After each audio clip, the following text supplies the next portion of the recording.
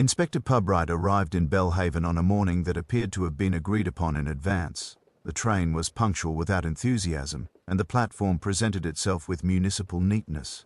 Nothing suggested urgency. Even the porter, having learned his name, expressed regret at the inconvenience rather than curiosity about its cause. It was this tone, more than the summons itself, that had persuaded Purbright to come personally. The death had occurred the previous evening in the vestry of St. Cuthbert's and had already been described to him twice as most unfortunate. The phrase, he noted, had not varied. The deceased, Mr. Lawrence Meakin, had been a town councillor of long service and minor distinction. He had chaired subcommittees, revised minutes, and corrected other people's grammar in public correspondence. His passing, according to the letter from the diocesan secretary, required delicacy. It also required, less explicitly, discretion. Purbright walked from the station to his hotel without haste, observing the town as one reads a well-edited report. Belhaven had the look of a place accustomed to being approved of. Shop windows were modest, notices symmetrical. In the square, a board advertised the parish fete 6 weeks hence, already postponed pending circumstances. A handwritten amendment below it requested patience and prayers, in that order. St. Cuthbert's stood slightly apart, its stone recently cleaned.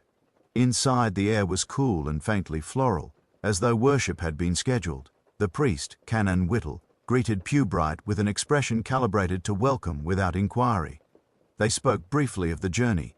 Only when they were seated did the canon mention the body, using the past tense with relief. It was discovered by Sister Agnes, he said.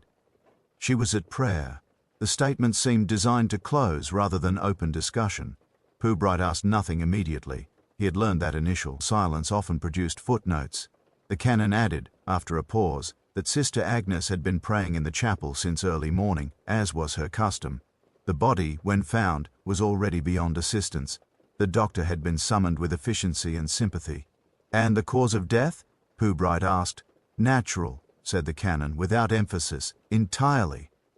They walked to the vestry together. The room was orderly, the chair replaced, the carpet brushed. Purbright imagined Mr. Meakin seated there, perhaps reviewing papers, perhaps waiting. The imagination was faint, discouraged by the cleanliness. A small table held a stack of parish newsletters, the latest issue folded to an article praising civic responsibility. Purbright read the first sentence and replaced it carefully. Sister Agnes was introduced later, in the side chapel. She was a woman of indeterminate age, her manner exact. She greeted Purbright with formal composure and apologized for the circumstances. Her account was brief and precise. She had entered, seen the body, knelt and prayed. She had not touched anything. She had then informed the canon. Nothing in her voice sought sympathy. You had no prior appointment with Mr. Meakin? Purbright asked. No, Inspector, she said. He did not require one. The answer was unobjectionable, and yet oddly complete. Purbright thanked her and withdrew. He noted that the canon watched the exchange with professional calm, as though supervising a minor rite. No one suggested further questions. By mid-morning, the town had become aware of his presence. This awareness expressed itself through courtesy. The hotel manager inquired after his comfort and mentioned with regret that several residents were distressed by unnecessary speculation. A letter was delivered to his room from the parish committee, assuring him of their full cooperation and reminding him of Mr. Meakin's exemplary service. The letter was unsigned, though clearly approved. Purbright read it twice. The absence of a signature suggested either unanimity or avoidance. He placed it on the desk beside his notebook. Outside, the bells rang for noon, not mournfully but as scheduled. He took lunch alone in the dining room. Conversation at nearby tables lowered and resumed with practiced ease. Names were not spoken. When he asked the waitress about Mr. Meakin, she smiled and said he had always paid promptly. This, she added, was increasingly rare. In the afternoon, Purbright walked again to the church. The vestry was locked. In the porch, a notice requested prayers for the departed and consideration for those affected. The phrasing struck him as careful. He stood for a moment, listening to the sound of his own breathing, and wondered who precisely was considered affected. As he turned to leave, he observed Sister Agnes crossing the square, her pace unhurried. She paused to speak to a woman from the council officers. Their exchange was brief, cordial, and ended without visible agreement. Sister Agnes continued on, hands folded, eyes lowered. Purbright watched until she disappeared from view. The scene offered nothing actionable, nothing even improper, and yet, as he, Returned to his hotel, he found himself uncertain whether the town's composure was the result of innocence or rehearsal. The distinction, he reflected, was not always detectable at first glance. Inspector Purbright spent the morning engaged in what Belhaven termed informal conversations, a phrase that in practice meant formalities conducted without minutes. He began with the parish secretary, Mrs. Havisham, whose desk was positioned to command both the office and the corridor beyond. She rose when he entered, though there was no need, and apologized for the disarray, which consisted of 3 folders aligned imperfectly. Mrs. Havisham spoke with the assurance of someone accustomed to accuracy. She had worked with Mr. Meakin for 12 years, she said, and could not recall a single occasion on which he had arrived late, missed a meeting, or raised his voice. This recital was delivered as evidence of character, though Purbright noticed it avoided the matter of disagreement. When asked whether Mr. Meakin had seemed troubled recently, she considered the question as though reviewing a ledger. Concerned, perhaps, she said, but responsibly so. He was very attentive to appearances. The phrase appeared unguarded, and she did not amend it. She went on to explain that the councillor had been involved in a minor dispute regarding the allocation of charitable funds. Nothing improper, merely a difference of emphasis. The committee had resolved it amicably, and the minutes reflected that fact. She offered to show them. Purbright declined, making a note instead of her eagerness. From the parish office he walked to the vicarage, where Canon Whittle received him again, this time with tea. The canon spoke at length about the importance of calm in times of uncertainty. Belhaven, he observed, valued stability. Rumour was an unkind force, and often inaccurate. Purbright agreed. He asked whether Mr. Meakin had sought spiritual counsel. The canon replied that many parishioners did, and that confidentiality was essential to faith. It would be unfortunate, the canon added, if piety were misunderstood. The remark hung between them, polite and admonitory. Purbright thanked him for the tea and left with the impression of having been gently corrected. In the early afternoon, Purbright attended the scheduled meeting of the parish committee, to which he had been invited with enthusiasm. The gathering took place in the church hall, the chairs arranged in a square that discouraged hierarchy while preserving it. Proceedings opened with condolences, followed by a discussion of hymn selection for the forthcoming memorial service. Mr. Meakin's preferences were cited repeatedly, always with approval. When the agenda reached any other business, Purbright was asked if he wished to say anything. He replied that he was merely observing. This was received with nods that suggested relief rather than disappointment. A motion was passed recommending that no speculation be encouraged, particularly among those less acquainted with procedure. No one objected. Sister Agnes did not attend. Her absence was noted only in passing, explained as a prior commitment. Purbright observed that she was referred to respectfully, but without curiosity. It was as though her presence, or lack of it, had already been accounted for.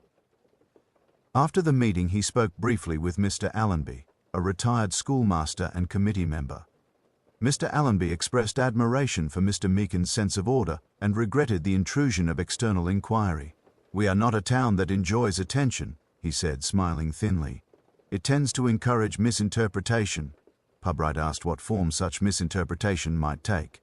Mr. Allenby replied that one could never be sure, and excused him. LF to lock a cupboard. Later, walking back through the square, Purbright encountered the mayor, who greeted him with practiced warmth. The mayor spoke of civic pride and the importance of discretion. He expressed confidence that the inspector would handle matters sensitively. Purbright assured him that sensitivity was among his considerations. The mayor nodded, satisfied, and remarked that Belhaven had always resolved its own difficulties. As evening approached, Purbright returned to his hotel to find another letter waiting. This one bore a signature, though the handwriting was careful. It thanked him for his professionalism and suggested that further inquiries might prove distressing to those already burdened. The implication was mild, but unmistakable. Purbright read the letter and placed it beside the earlier one.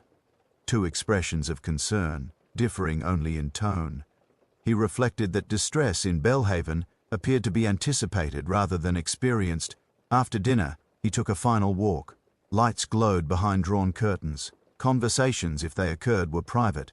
Near the church he saw Sister Agnes again, standing alone by the notice board. She appeared to be reading the posted announcement, though she did not move for some time.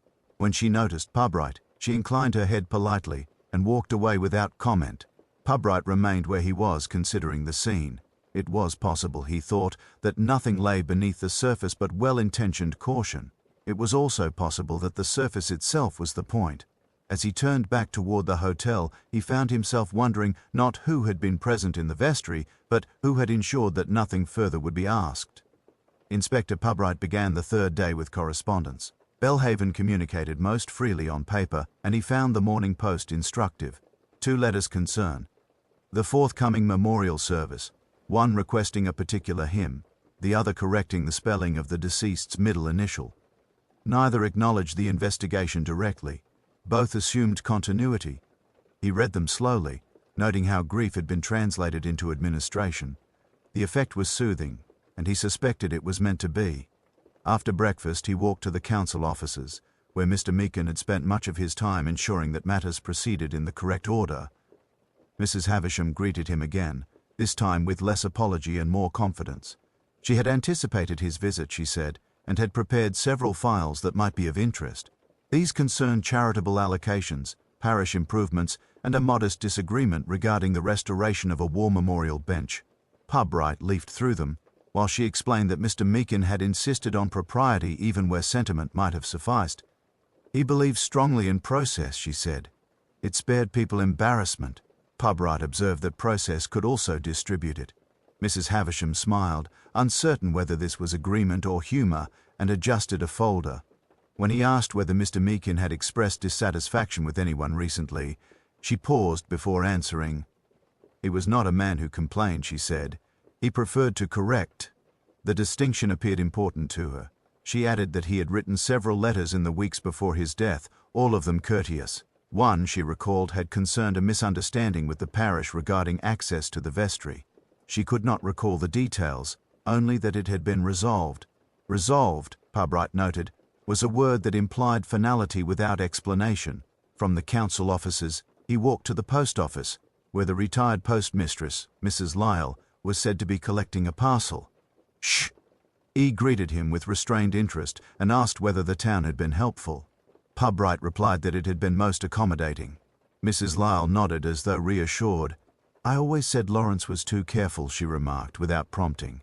He thought if everything were done properly, nothing unpleasant could occur.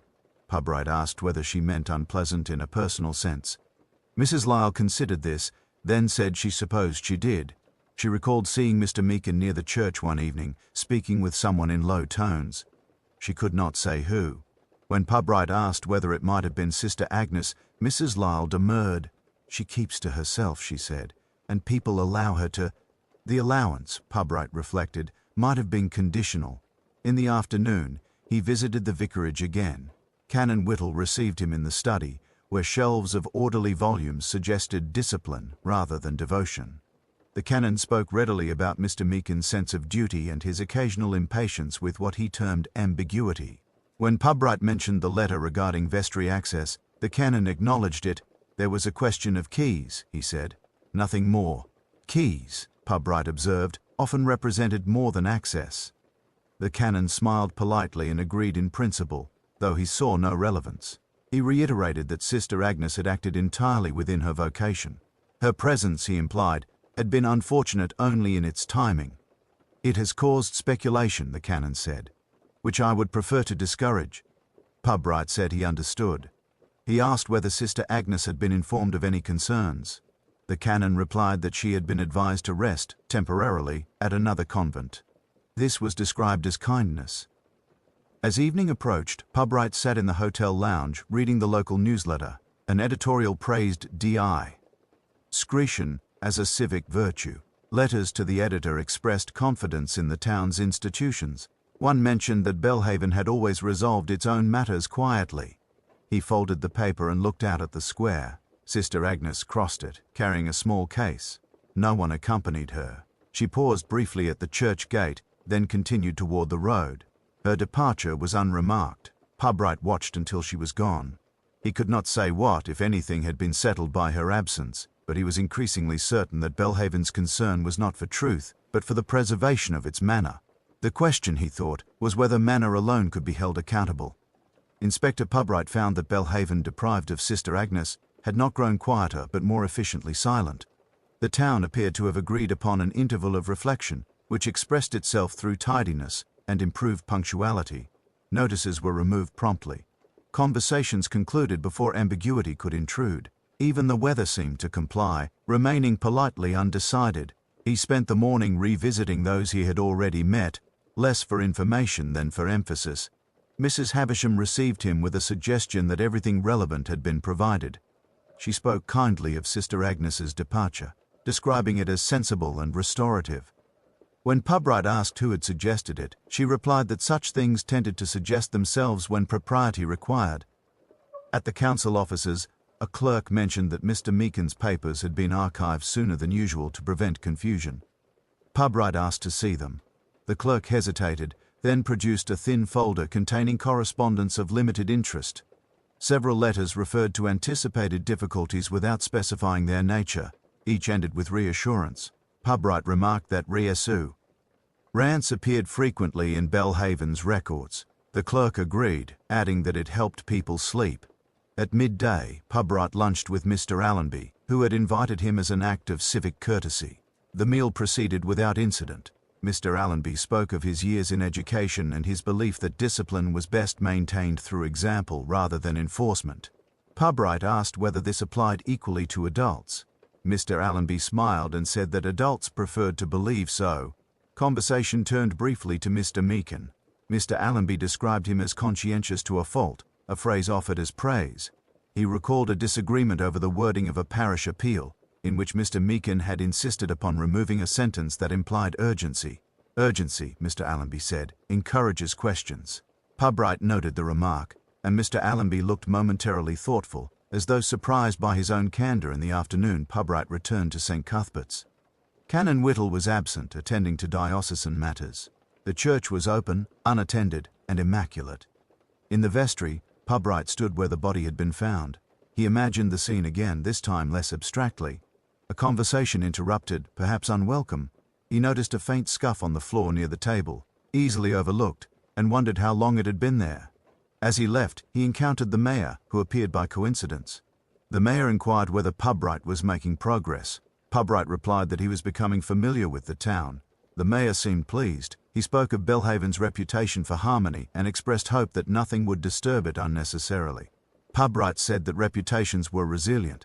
The mayor agreed, though his smile tightened slightly. Back at the hotel, Purbright found a note awaiting him, delivered by hand. It requested a meeting tea. "Hat evening, privately, from Mrs. Lyle." The phrasing was careful, almost apologetic. Purbright considered the note for some time before responding. He agreed, specifying a public place. Mrs. Lyle arrived punctually and sat with visible restraint. She spoke of conscience rather than fact.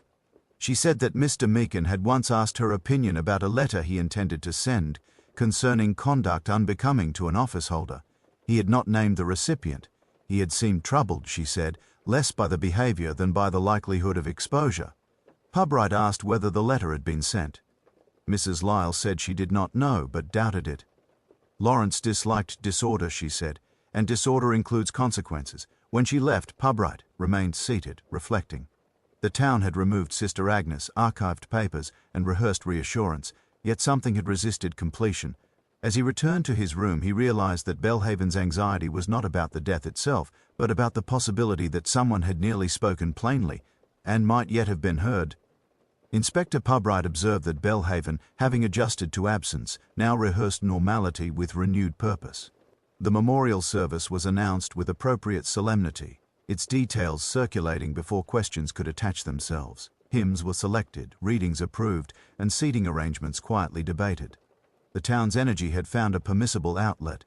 Purbright spent the morning reviewing Mr. Meakin's archived correspondence, granted access after a delay presented as administrative necessity. The letters were courteous, firm, and curiously anticipatory. Several referred to maintaining standards and avoiding misapprehension. None named an offense.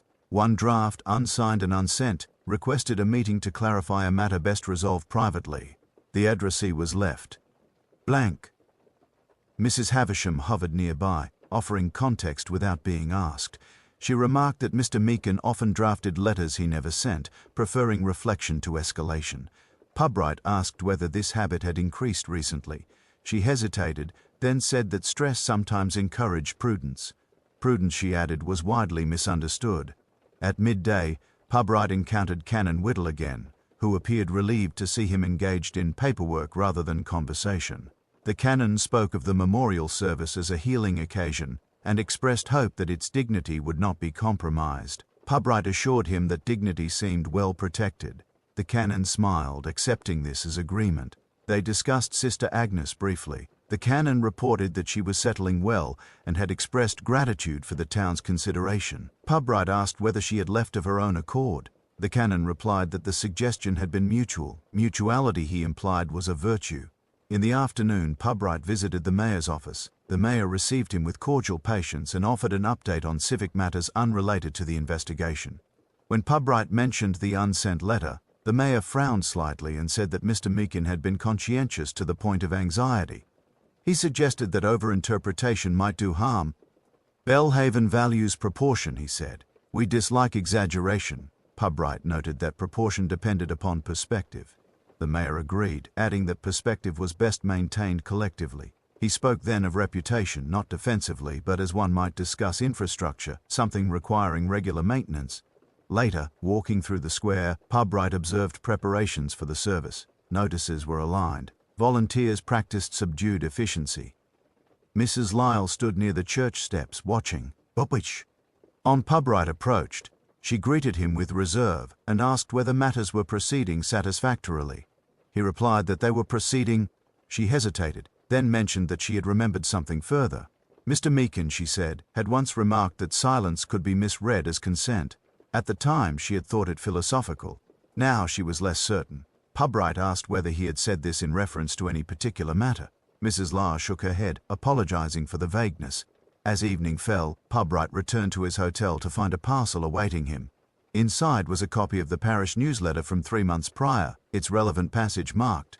An article praised transparency and governance and warned against the dangers of private correction. The sender was unnamed. Purbright read the article carefully. Its tone was admonitory, its audience implicit. He considered who might have found it necessary to emphasize such a point, and why it had been sent now. The act suggested not accusation but anxiety. He dined quietly and took a final walk. The church lights were on, illuminating the vestry window. For a moment, he thought he saw movement inside, but it was only reflection. He stood, considering the unsent letter, the marked article, and the town's insistence on proportion. Belhaven, he reflected, feared disorder less than disclosure. And somewhere between silence and correction lay the reason Mr. Meakin had been waiting in the vestry at all. Inspector Purbright noticed that Belhaven had begun to speak of the memorial service as though it were an administrative deadline rather than a remembrance. Time, in the town's view, was something to be managed before it attracted interpretation. The service was now 3 days away, and conversations increasingly took the form of reminders. That morning, Purbright received an invitation, P.O.Light, typed and unsigned, to attend a rehearsal of the service logistics. He accepted, judging it preferable to decline visibly rather than be excluded quietly. The church hall was already arranged when he arrived. Chairs were counted, hymn numbers rehearsed, and readings timed with mild anxiety. No one spoke of Mr. Meakin except in the past perfect tense. Canon Whittle presided with professional calm. He thanked everyone for their cooperation and emphasized the importance of tone. Solemn but not overwrought, he said. Mr. Meakin disliked excess. Purbright observed that excess, like disorder, was frequently attributed to the deceased, who could no longer object. He said nothing. Instead, he noted how often Sister Agnes's name was avoided. When she was mentioned, it was obliquely, as though absence itself might be contagious. After the rehearsal, Purbright spoke with a parish councillor he had not previously met, Mr. Donnelly, a man whose expression suggested permanent consideration. Mr. Donnelly apologized for the intrusion of scrutiny and remarked that Belhaven was unaccustomed to prolonged attention. "It unsettles people," he said. "They begin to wonder what they might be thought to have noticed." Purbright replied that noticing was not an offence. Mr. Donnelly smiled faintly and said that this depended very much on context. Later that morning, Purbright returned to the council offices, where Mrs. Havisham appeared more guarded than before. She informed him that certain files were no longer available, having been transferred for consolidation. Purbright asked by whose authority. She replied that it had seemed sensible. Sensibility, she added, was often a collective instinct. He asked instead about the unsent letter. Mrs. Havisham confirmed that Mr. Meakin had drafted several such communications over the years, most of which were destroyed. When Purbright asked Ed whether the addressee might have been the mayor or the canon, she demurred. Mr. Meakin believed in discretion, she said. He preferred matters to be resolved without record. Purbright observed that the absence of record could itself be a record. Mrs. Havisham adjusted her glasses and said that this was a philosophical position. In the afternoon, Purbright received an unexpected visit at the hotel from the mayor. The mayor apologized for the informality and said he wished to ensure that nothing was being misunderstood. He spoke of Mr. Meakin's loyalty and the town's gratitude. He suggested that speculation regarding letters and keys risked creating narratives that did not serve anyone well. Purbright asked whom such narratives might fail to serve. The mayor replied that they tended to inconvenience those who had acted with good intentions. Purbright thanked him for the clarification. The mayor left, satisfied that he had been helpful. As evening approached, Purbright walked to the edge of the town where St. Cuthbert's Cemetery lay. A groundskeeper was trimming hedges with care. When Purbright asked about Mr. Meakin's plot, the man pointed it out and remarked that the councillor had chosen the location himself, near the path. He liked to be accessible, the groundskeeper said. Even after... The remark struck Purbright as unintentionally apt. He stood for a moment looking at the fresh earth and considered how accessibility might be managed even in death. Returning toward the square, he encountered Mrs. Lyle once more. She appeared uneasy, as though having rehearsed a conversation she now regretted. She asked whether Purbright believed the truth always emerged. Purbright replied that truth was often present, but not always acknowledged. She nodded and said that Mr. Meakin had once told her that the most effective silences were those agreed upon politely. At the time, she had thought it cynical. Now, she was not sure whether it had been descriptive instead. That night, alone in his room, Purbright reviewed his notes. Letters unsent, files consolidated, witnesses removed by kindness. No one had lied outright. Instead, Belhaven had practiced omission with collective courtesy. As he closed his notebook, one question persisted, not who had been responsible for the death, but who had been spared the discomfort of explanation. And whether Mr. Meakin, waiting in the vestry, had finally decided that discretion itself required an audience. Inspector Purbright observed that Belhaven, approaching the memorial service, had adopted a manner of anticipatory relief. The town behaved as though the event itself would conclude matters, regardless of what had preceded it. Conversation acquired a valedictory tone. People spoke of afterwards with quiet confidence, as though chronology alone were resolution. That morning, Purbright attended the final planning meeting, not by invitation but by expectation. His presence had become habitual, and habit, in Belhaven, was rarely challenged. The committee reviewed seating once more, with particular attention to sightlines. No one explained why these mattered. It was simply agreed that they did. Canon Whittle spoke briefly about grace. His remarks were abstract, directed outward rather than inward. When he mentioned forgiveness, it was in the collective sense, untethered from cause. Purbright noticed that several members nodded at different moments, as though responding to separate thoughts. After the meeting, Purbright lingered with Mr. Donnelly, who seemed inclined to talk when not required to decide. Mr. Donnelly remarked that Mr. Meakin had always disliked ceremonies that invited interpretation. He preferred function to symbolism, he said. Purbright asked whether the vestry meeting had been funk. Chanel. Mr. Donnelly paused, then said that it depended on what one believed had been intended.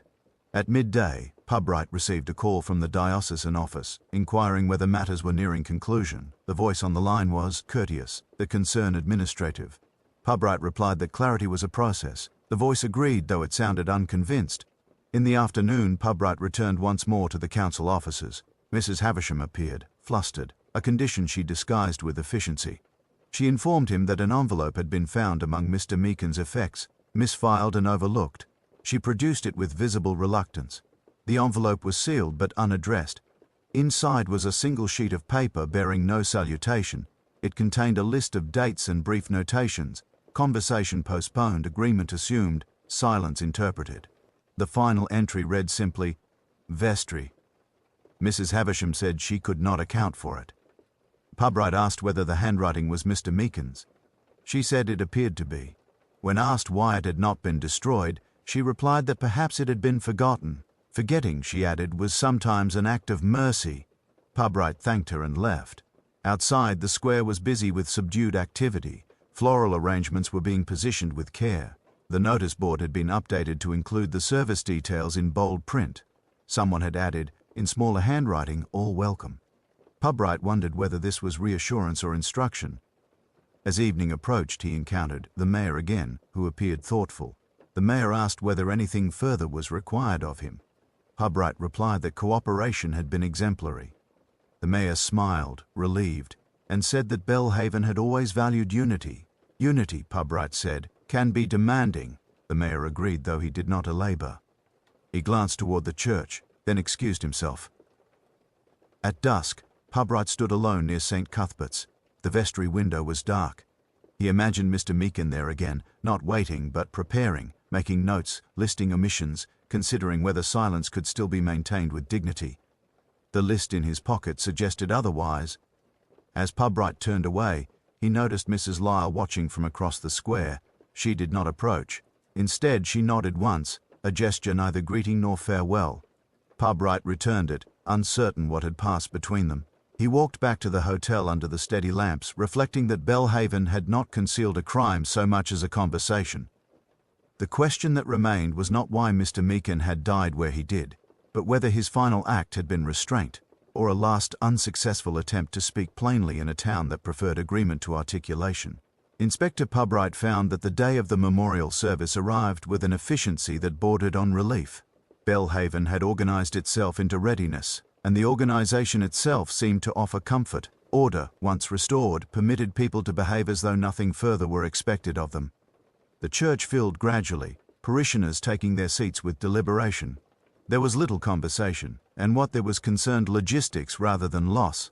Sightlines were satisfactory, programs were aligned. The atmosphere suggested rehearsal perfected rather than emotion expressed. Purbright took a seat near the back, observing without participation.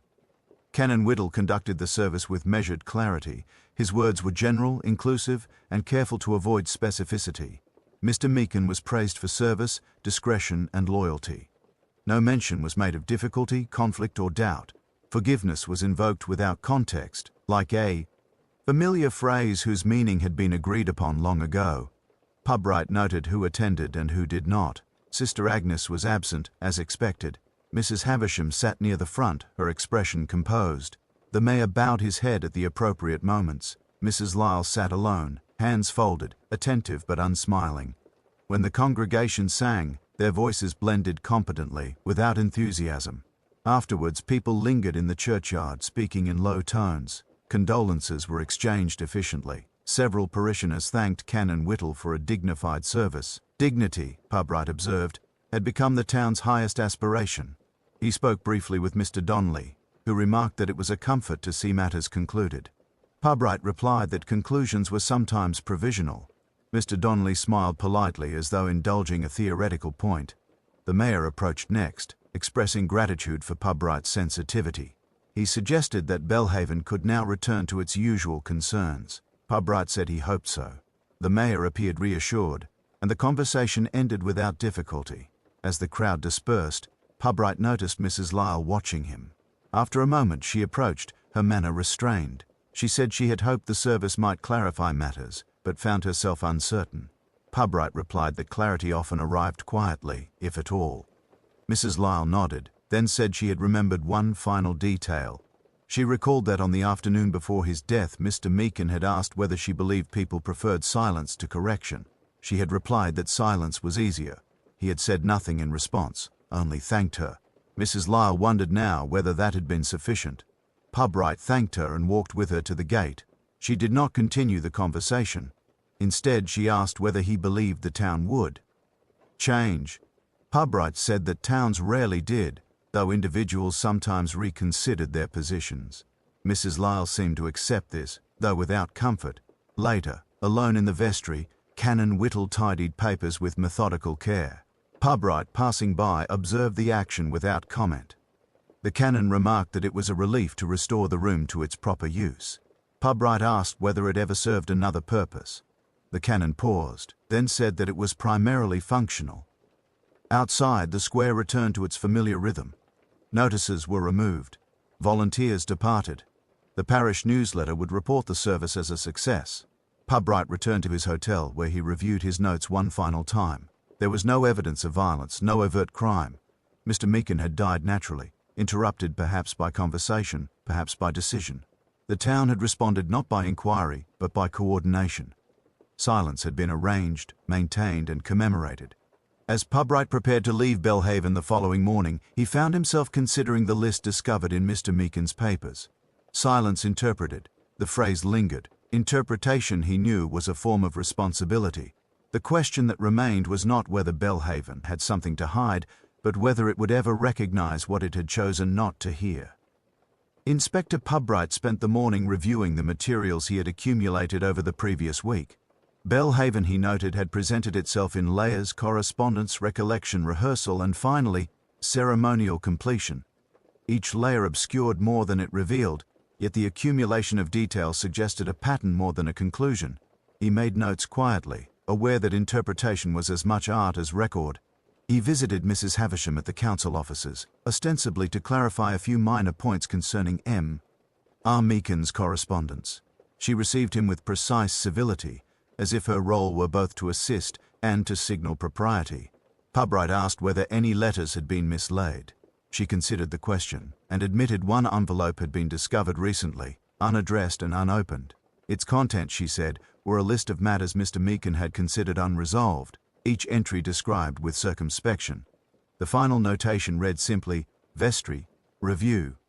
Purbright asked whether anyone else had seen the envelope. She said no, and hesitated, adding that Mr. Meakin had often relied upon discretion, assuming that some things were better left unspoken. Her emphasis on discretion struck Purbright as deliberate, though she seemed unaware of it herself. Later, he walked to the churchyard, reflecting on the week's observations. The cemetery was quiet, sunlight falling on neat gravestones. He noted that Mr. Meakin's plot was positioned to be visible from the main path, easily observed, yet shielded by careful landscaping. The groundskeeper, who had been trimming hedges earlier in the week, passed without comment. Purbright made a mental note that accessibility, like visibility, could be both intentional and incidental. Returning to the parish, he attended an afternoon meeting with the committee to discuss post-service correspondence. The discussion was careful, formal, and rehearsed.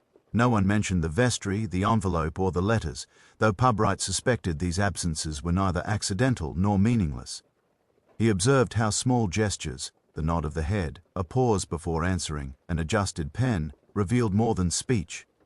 Mr. Donnelly, seated near the end of the table, offered an anecdote about Mr. Meakin's attention to minor procedural details. He believed that if minutiae were correct, the whole would remain intact, he said.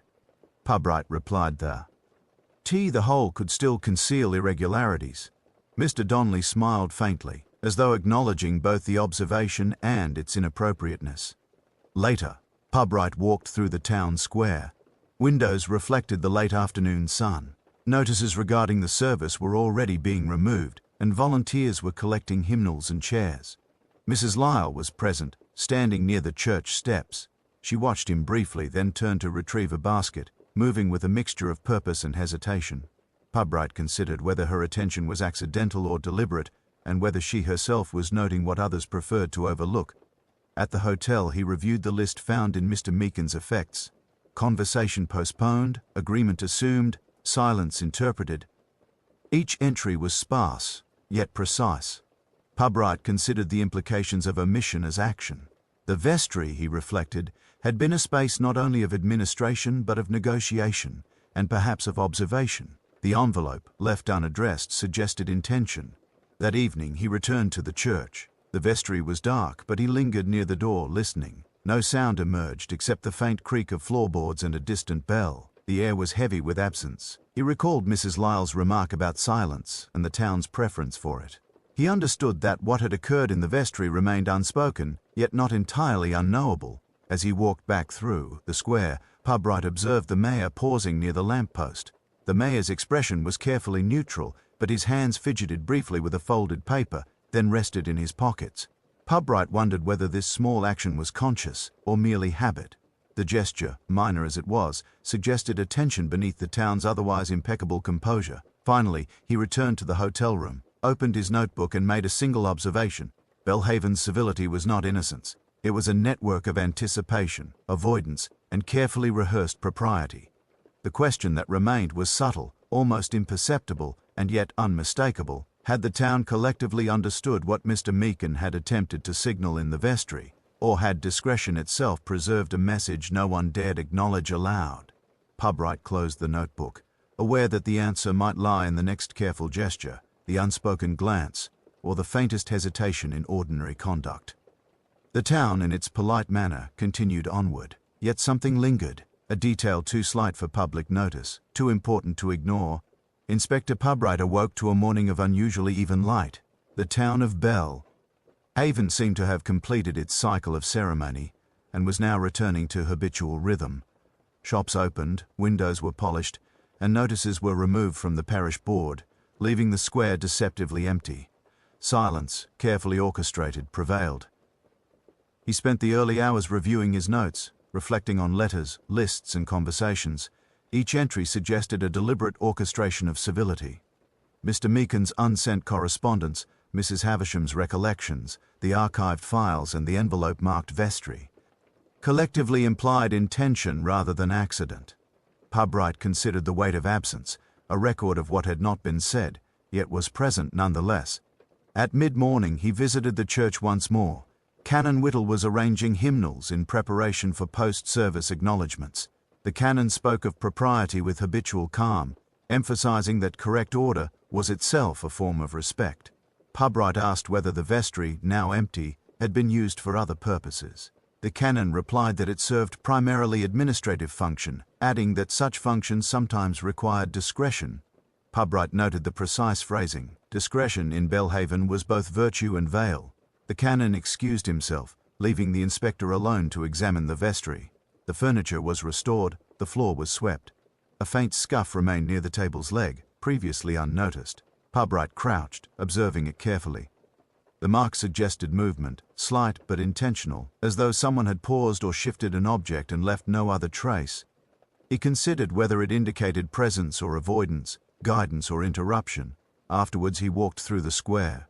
Belhaven had returned to surface normality. Mrs. Lyle was arranging small floral displays at the foot of the church steps. She glanced up briefly, meeting his eyes, then looked away with a measured hesitation. Purbright interpreted the moment as neither greeting nor farewell, but as an unspoken acknowledgement. There was significance in the timing, though he could not yet define it. Later, he returned to the council offices. Mr. Donnelly and Mrs. Havisham were present, ostensibly addressing routine matters concerning administrative continuity. Purbright asked casually about the week's events, noting that the vestry's use had been cited frequently in records and recollection. Mrs. Havisham rated that Mr. Meakin had valued discretion and correctness above all. Mr. Donnelly added that the town had long relied upon collective interpretation to maintain civility. Purbright asked whether collective interpretation could obscure reality. Mr. Donnelly hesitated, then said that it might, though the town preferred to assume otherwise. Mrs. Havisham smiled faintly, acknowledging the abstract point without conceding consequence. Purbright made a note. In Belhaven, propriety often substituted for understanding. In the afternoon, he revisited the parish cemetery. The grounds were quiet. The fresh grave of Mr. Meakin stood precisely aligned with the path. The groundskeeper, noticing his presence, remarked that the councillor had requested accessibility, even in repose. Purbright considered accessibility as an expression, intentional or symbolic. It suggested observation, perhaps even instruction, beyond the individual himself. As evening fell, Purbright returned to the hotel. He reviewed the unsent letter, the marked newsletter, and the envelope from the archives. Each suggested subtle communication. Nothing explicit, yet the arrangement implied care, attention, and perhaps admonition. The town had responded not with accusation or inquiry, but with rehearsed courtesy and systematic silence. He reflected on Mrs. Lyle's glance in the square, subtle, unremarked, and deliberate. It suggested knowledge without declaration. Purbright considered that the town's civility might have contained its own message, one expressed in gestures rather than words. Perhaps the vestry itself had been the medium. Finally, he wrote in his notebook, Belhaven had preserved its image at the expense of articulation. Silence, carefully maintained, had both shielded and exposed. The question remaining was whether Mr. Meakin's attention to propriety had been observed by others, or whether he had acted alone in anticipating the town's inclinations. A small scuff, a fleeting glance, an unaddressed envelope, all were hints of interaction too refined to demand recognition, yet too precise to ignore. Purbright closed the notebook. The town would continue, unchanged outwardly, yet subtly marked by decisions made in discretion, silence, and shared understanding. Somewhere, he thought, the truth of the vestry lingered, quietly present, awaiting recognition in the smallest gesture, the briefest hesitation, the subtlest clue.